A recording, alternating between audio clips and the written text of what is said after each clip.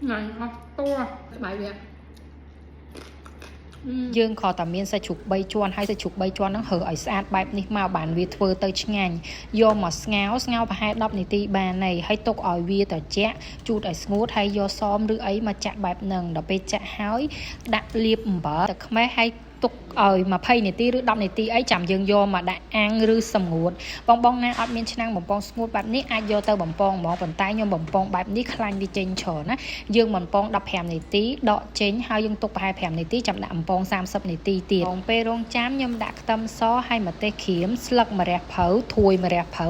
វាធ្វើឲ្យមកពេលហ្នឹងឈ្ងុយហើយឆ្ងាញ់ដូចក្នុងហាងគេបុកអញ្ចឹងគេបុកគ្រឿងដាក់បែបហ្នឹងណានេះបន្ទាប់ពី30នាទីសាច់ជ្រូកយើងស្រួយបែបហ្នឹងហ្មងចាំមើលចាំស្ដាប់សំឡេងទឹកប្រេងខ្យង3សភាបាយស្ករសប៊ីចេងហើយនឹងទឹកធម្មតាកូរចូលគ្នាឲ្យសព្វភ្លក់យករសជាតិផ្អែមឡំព្រោះយើងប្រឡាក់សាច់ជ្រូកវារៀងប្រៃហើយអញ្ចឹងយើងអត់ចាំបាច់ដាក់អំបិលទេចាំយើងឆាយើងភ្លក់សិនចាំយើងថែមថយទៅតាមនឹងទៀតដាក់គ្រឿងដែលយើងបុកហើយដាក់ធាងហៀងខាត់ណាដល់ពេលដាក់ធាងខាត់ណាហើយឆាឲ្យធាងហ្នឹងរៀង